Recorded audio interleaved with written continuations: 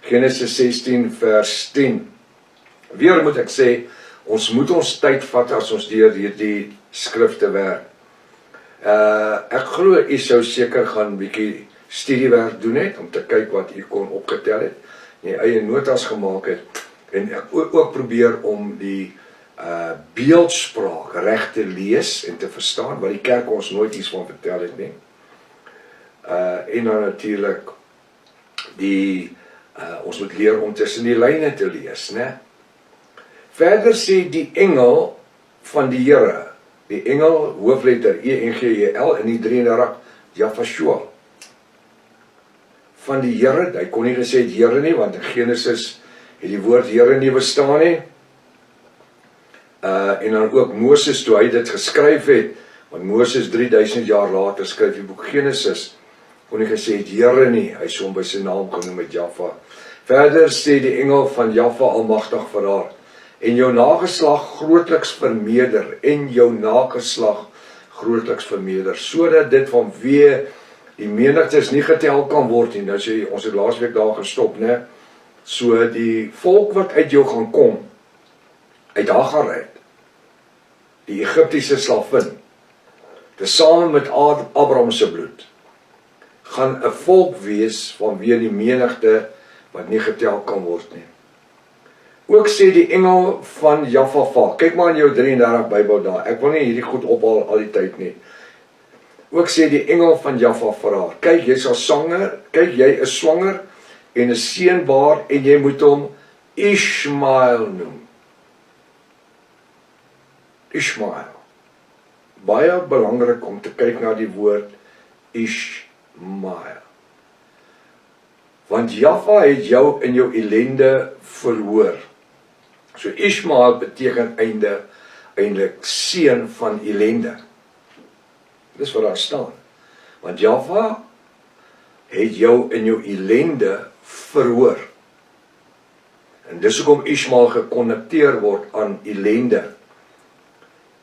En soos ons met die studie aangaan, gaan ons uitvind dat hierdie Ishmael was later aan, wanneer hy Islam word, gaan ons sien hoe dat hy aan ellende gekoppel word.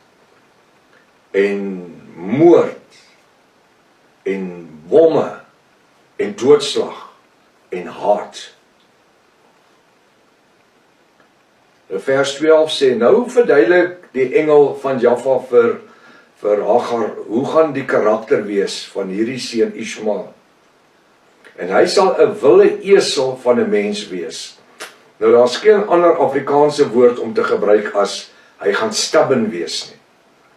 Hy sal 'n wilde esel van 'n mens wees. Met ander woorde, as hy 'n ding in sy kop het, dis wat hy gaan uitvoer. Daar's niks erger as 'n esel wat sy kop uitgehaak het nie. En daar's niks erger in hierdie lewe as 'n Islamiet wat sy kop uitgehaak het nie. Want hulle, vanaand die jihad ouens, hulle maak dynamiet om hulle vas, en hulle stap somme in 'n Pinksterkerk en 'n protestante kerk, en hulle blaas 200-300 mense op. En hy sal 'n wilde esel, met ander woorde, sy koppie sal maklik uithak, en hy sal 'n wilde esel van 'n mens wees. En daarom laat hulle 'n ou somme vorentoe buk, en vat 'n swaard en kap sy kop af. Is dit menslik? Is dit menslik? Dis als deel van haat. Ons gaan sien hoe word hierdie haat gebore, wat gaan aanleiding gee tot hierdie kind se karakter. Want dit wat die engel hierso doen, is besig om aan Hagar die karakter van Ishmael bekend te maak. Dus sodat wanneer die goed vir haar begin duidelik word, dat sy nie haar doodskrik nie. En hy sal 'n wilde esel van 'n mens wees. Sien jy die beeldspraak?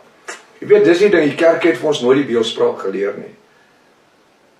Inteendeel, ek het selde dan ooit enige beeldspraak in boeke gekry. Dis soos wat die Ruach dit vir my geopenbaar het, deel ek dit met u. Daarom verwys ek hierna as bo-natuurlike geopenbaarde woord.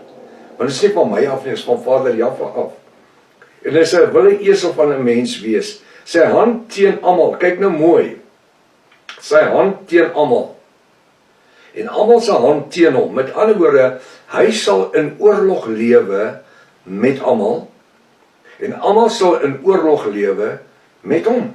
Kyk hoe eenvoudig is dit. Maar ons het dit nie verstaan voorheen nie. As ek vir die laasweek gelees het, en hy sal 'n winde esel van 'n mens wees in sy hand teen almal en almal se hand teen hom. En hy sal teenoor al sy broers, wie nog gebore sal word, woon. Kan jy dit verstaan? Nee, maar nou verstaan ons dit. En hy sal 'n wille esel karakterpersoon wees van 'n mens, en sy hand teen almal. Sal maklik 'n swaard trek en ou se kop afkap. En almal se hand teen hom. So hy gaan gehaat word.